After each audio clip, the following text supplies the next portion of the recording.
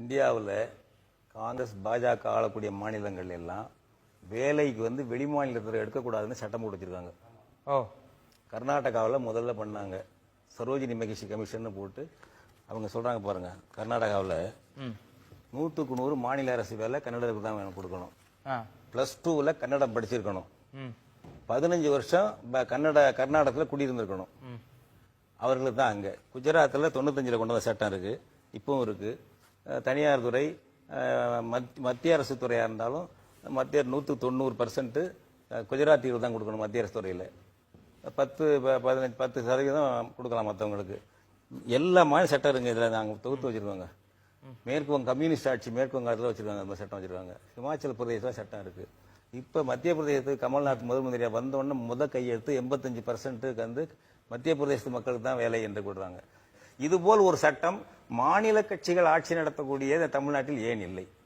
முதலமைச்சரை கொண்டு கொடுத்தாங்க. அதை 2018 முதலமைச்சர் எடப்பாடி பழனிசாமி கிட்ட கொடுத்து இது போல இருக்குங்க, தமிழ்நாட்டுக்கு இந்த மாதிரி சட்டம் கொண்டு வாங்க. நீங்க 2017 இப்படி தவறான ஒரு திருத்தம் பண்ணிடுறீங்க, டிஎன்பிசியில திருத்தம் பண்ணிடுறீங்க, யார் வேணாலும் வரலாம். அதுக்கு முன்னாடி நேட்டிவிட்டி சர்டிபிகேட் இருக்கணும்னு இருந்தது, அதையெல்லாம் மாத்திட்டீங்க என்று கொடுத்தோம். ஒன்னும் உப்பு செப்புல இன்னைக்கு ஒண்ணும் இல்ல. அது எதனால திருத்தம் செஞ்சாங்க? அது அந்த சொல்றாரு. இப்ப அவரு சுப்ரீம் கோர்ட் தீர்ப்பு இருக்குன்னு சொல்றாரு. என்ன செய்யணும்னு சொல்ல மாட்டேங்கிறாரு.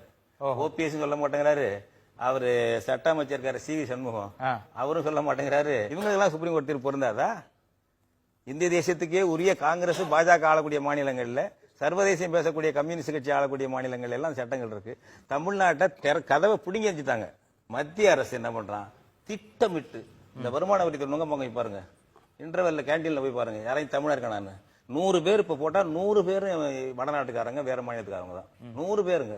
ஐயா, எனக்கு இந்த இடத்துல ஒரு கேள்வி வருது. நீங்க சொல்லும்போது இப்ப இந்த மாதிரி கண்ணுக்கு தெரிஞ்சு வட மாநிலத்திலிருந்து வருகிற தொழிலாளர்களை நம்ம கண்ணுக்கு தெரிஞ்சு நடக்கிற விஷயம். ஆமா.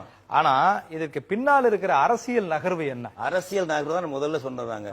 தமிழர்களுடைய தாயகமாக தமிழ்நாடு தனித்துவமா விளங்கக்கூடாது என்பதுதாங்க. தாயகமாக இருக்கக்கூடாது. அவங்களுக்கு தமிழும் தமிழர்களும் தான் கண்ணுக்கு உறுத்துறாங்க, சேலஞ்சா நினைக்கிறாங்க. அவங்க என்னென்ன மறைமுகமான ஆபத்துகள் இருக்கு இதுல? ரயில்வேல 300 பேர் வேலை சேர்த்திருக்காங்க. 275 பேர் வட மாநில இளைஞர்களுக்கு வேலை. 25 பேரும் தமிழ்நாட்டை சேர்ந்தவங்க இல்ல, தென் மாநிலங்களை சேர்ந்தவர்கள். அப்ப நம்மளுக்கு எவ்வளவு கிடைச்சிருக்கோம்? 4 இடம் கிடைச்சிருக்கோம்.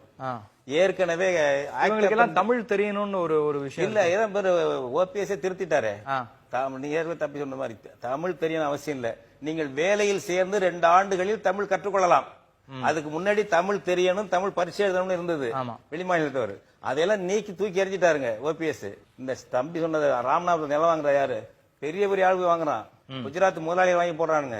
100கணக்கான ஏக்கர் ஒரு ஆளும், 1000கணக்கான ஏக்கர். தேனி மாவட்டம், திருநெல்வேலி மாவட்டம் போய் விசாரிங்க. இதெல்லாம் தமிழ்நாடு தமிழர்களுக்கு மிஞ்சாது. இந்த அளவுக்கு இது போயிட்டு இருக்கு.